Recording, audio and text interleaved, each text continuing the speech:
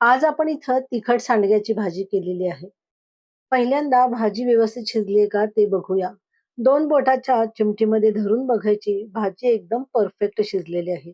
कुठेही भाजीचा लगदा झालेला नाही किंवा गिचका झालेला नाही. इतकी परफेक्ट भाजी. रंग तर अगदी सुरेख आलेला आहे. करायला एकदम सोपी 15 मिनिटात तयार होते. टिफिनसाठी एकदम ही भाजी परफेक्ट आहे. तिखट सांडगे कसे बनवायचे याची रेसिपी मी ऑलरेडी शेअर केलेली आहे. लिंक डिस्क्रिप्शन बॉक्समध्ये देत आहे. चला तर मग व्हिडिओला सुरुवात करूया. उन्हाळी वाळवणातला एक प्रकार म्हणजे तिखट सांडगे. हे सांडगे डाळींपासून बनवले जातात. प्रत्येक भागातील पद्धतीनुसार डाळींचे प्रमाण आणि प्रकार हे वेगवेगळे असू शकते. पहिल्यांदा या सांडग्याचा आवाज ऐकूया. म्हणजे सांडगे किती कुरकुरीत झालेले आहेत यावरून तुम्हाला अंदाज येईल.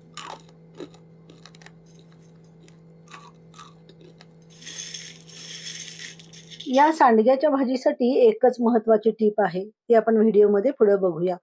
गॅसवर कढई गरम करायला ठेवलेली आहे.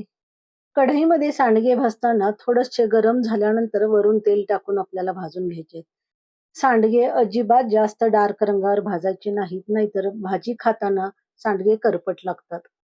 या सांडग्यावर कुठलाही ब्राऊन रंग मी येऊन दिलेला नाही, पण चांगले सांडगे भाजून झालेले आहेत. कढई मी बाजूला उतरून घेतलेली आहे. दुसऱ्या कढईमध्ये 2 टेबलस्पून होईल इतकं तेल घातलेलं आहे आणि मोहरी, जिरे, तीळ घालून व्यवस्थित तडतडू दिलेलं आहे. त्यामध्ये कढीपत्ता आणि कांदा घालून व्यवस्थित आपल्याला फ्राय करून घ्यायचं आहे. या भाजीला कांद्याचं प्रमाण हे नेहमीपेक्षा थोडंसं जास्त ठेवायचं आहे.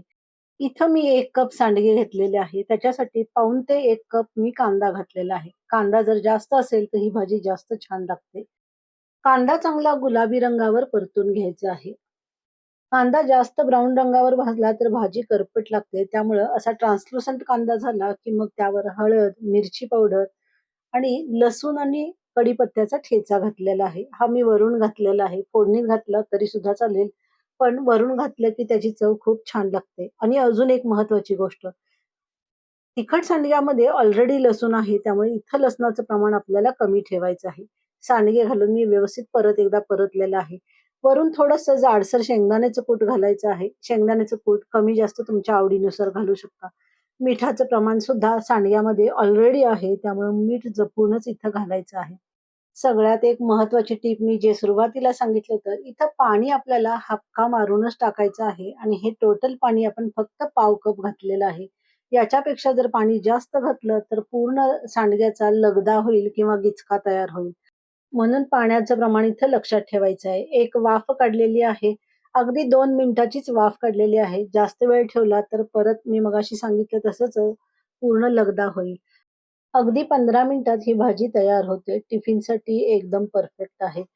या सांडग्याचा आकार न बदलू देता ही सांडग्याची भाजी आपण केलेली आहे. वरून थोडीशी कोथिंबीर घातलेली आहे. अजून एक सगळ्यात महत्त्वाची गोष्ट म्हणजे ज्या डाळींपासून मी हे सांडगे बनवलेले आहेत, त्याच्यासाठीचं हे सगळं मेजरमेंट आहे आणि पाण्याचं प्रमाण दिलेलं आहे. डाळींचं प्रमाण बदलल्यास पाण्याचं प्रमाण बदलू शकेल. इथं आपली भाजी शिजून तयार आहे. सांडगे अखंड जसे आहेत तसेच आहेत. पण शिजलेले सुद्धा व्यवस्थित आहेत. यापेक्षा हे सांडगे जास्त शिजले तर चांगले लागत नाहीत. त्यामुळं इथपर्यंतच आपल्याला हे सांडगे व्यवस्थित शिजवायचे आहेत. सगळ्यात महत्त्वाचं म्हणजे हे सांडगे बनवताना ह्याच्यामध्ये तिखट, मीठ, हळद, लसूण सगळं असते. त्यामुळं इथं ते सगळं प्रमाण आपल्याला जपून घालायचं आहे. जे प्रमाण मी डिस्क्रिप्शन बॉक्समध्ये दिलेलं आहे. इथं भाजीला सुरेख रंग आलेला आहे आणि चवीला सुद्धा तितकीच अप्रतिम आहे. इथं माझी तिखट सांडग्याच्या भाजीची रेसिपी कंप्लीट झालेली आहे. तुम्हाला ही रेसिपी कशी वाटली ते कमेंट करून मला नक्की सांगा. परत लवकरच भेटूया अशाच एका हमखास रेसिपी सोबत. तोपर्यंत धन्यवाद.